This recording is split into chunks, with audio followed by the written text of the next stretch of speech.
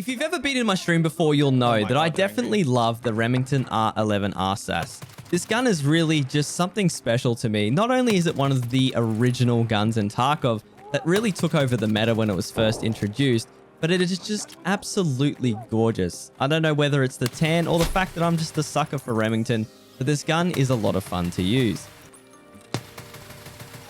But to answer the question I know you're probably asking yourself is like, why would you choose the Remington over any of the other guns that you can fire the same caliber with? So today we're going to be talking about my reasons why I love this gun and how it stacks up against its cousins and its other competitors within the same caliber.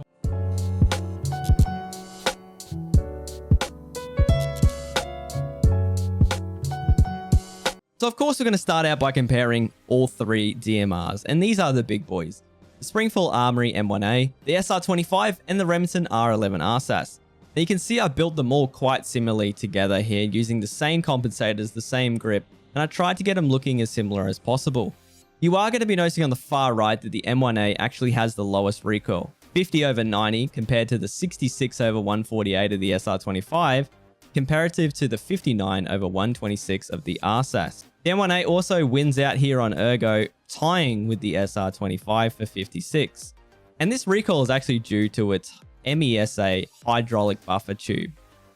Where the tables turn though is when you suppress them, because the Remington R11 RSASS and also the Knight Armament SR-25 can both take the SIG suppressor with the compensator combo, which means you can actually get that recoil down even lower than a suppressed M1A. And if you have a look at the ergo, you will be noticing the SR-25 slightly creeps ahead in the middle here, versus the other two. With that out of the way, let's talk about buying the gun. And one of the things you need to realize about this gun is that you can trade for it at level 3 Peacekeeper. And this is one of the best ways to get this gun, especially for Gunsmith. You can get 8 level 15 plus bear tags and 8 level 15 plus USEC tags and get a really good deal on an RSASS, way lower value than the price that you can buy them on the flea. However, you can actually purchase them for $1,496 at Peacekeeper level max, but the problem is you actually have to finish a task here to be able to purchase it.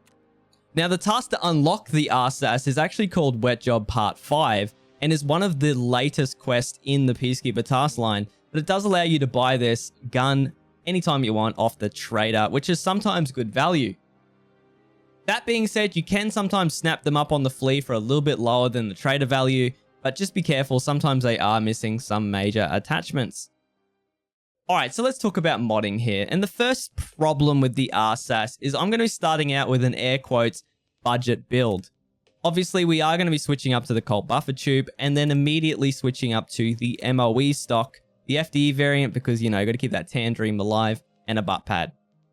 Now, the thing is with this gun is even if you do want to build a budget RSASS, you have to understand that the gun is still going to be like 180,000 rubles just for the base gun. So even if you try and skimp out on attachments like maybe just keeping it stock or throwing like a Magpul RVG and a basic compensator on the front, you are still going to be paying so much for the gun that I can't really call this a budget gun, but it is definitely damn usable at 83 vertical recoil. So this entire gun setup here is a little bit expensive, but the problem is at this price point, I can't actually recommend it. It's 220,000 rubles with the lower tier attachments because of that price of the gun is nuts. And I just think it's really kind of dumb because you could just buy an SR-25 for a lot cheaper here, around 75,000 rubles. And if you go ahead and extend the barrel, throw the same cheap compensator on with the same Mo stock, and basically get the same results. So this gun here, the SR-25, is going to cost you considerably less. And that's why usually when I make these videos, I talk about budget a lot. But I just wanted to point out that if you are looking for a budget DMR, the SR-25 is one of the best here. And I will be working on a video comparing the SR and the M1A in the budget later on. But with all that out of the way, I think the RSASS really thrives as a late game gun. And when you put things like the advanced buffer tube and obviously the Mo stock and start spending a little bit more money on this gun, that's where it really starts to shine. I'm going to be going with the Graal S pistol grip because I'm considering that you guys have max Peacekeeper, especially if you are running this gun. The 4.1 inch Remington guide, and then I'm going to be sticking with the Fortis shift grip here today because that ergo is really, really nice on this grip, and the ergo on the RSASS is not too great. Jumping straight into a compensator, we are going to be switching for the A3 adapter, the Lantac Dragon, and then last but not least, the blast mitigation device, because this is the best way to have this gun without sacrificing too much ergo and getting that recoil down while loud. But before you pass out at the keyboard about that price, 270,000 rubles, it is definitely worth it in every shape and form. This gun is actually really, really good at this price point, and considering though, if you are running an RSASS, you probably are in the late game and don't care about money, this is actually a truly, really enjoyable DMR to use. You can actually go a little bit harder here as well while you're at it and switch up to the T-lock, then put the 2-port muzzle brake, and then last but not least, the Sig Sauer QD 7.62 suppressor. This will actually bring your recoil down to the lowest it can possibly be and is actually already outclassing the M1A. This meaning that built this way is actually the lowest recoil 7.62 51 gun that you can get right now while suppressed, and is actually quite enjoyable with the 39 ergo. You can get that recoil down lower, but you don't want to sacrifice too much ergo. The price, however, stings a bit at 305,000 rubles. It is quite pricey, but this gun is actually really, really enjoyable. I would say the only downside of this gun, however, is if you build it like with a PRS Gen 3 stock and an RK2, you can get it down to some stupidly low recoil. But the thing is, you're noticing that ADS is quite wobbly and that ergo is terrible. So when you are using a gun like this, you have to make some sacrifices. And because it's a single shot DMR, recoil doesn't matter as much as you think it does. It's just all about that reset time. That's where something like the short barrel RSASS is actually my personal favorite. And we're going to talk about this build a little bit here, but look at that ADS speed and how much snappier it is straight away. And that recoil is still manageable. I can get the full mag while spamming as fast as I can. Now, this mini RSASS is my favorite build for the RSASS, and this one is definitely a recommended build. It is so much fun to use. We will be switching up to the 18-inch barrel. And as soon as we put the 18-inch barrel on, we're going to be going for the Novesque.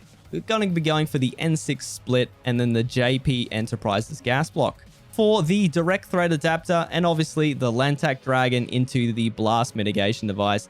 Now this is standard when you're going loud here, but this keeps that ergo up nice and high.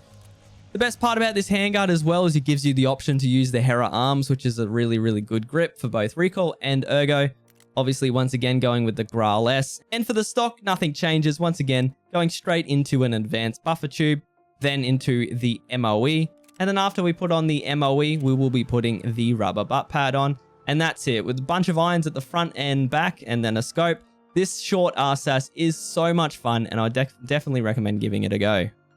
This gun's going to set you back about 320,000 rubles, which is a lot. But that ergo at 61 is really good for a DMR, and as well as the fact that that recoil is really manageable, coming in at 66 vertical recoil, which is really easy to spam and allows you to push corners without having your barrel clipping on too many things. You can also get that recoil down a little bit further if you go, once again, with that SIG suppressor combo. Hey guys, that's it for this video. If you want to see a specific gun, let me know in the comments down below what gun that would be. I do read the comments and I do appreciate the love on there, guys. Thanks so much for watching to the very end. And as always, we'll see you on the next one.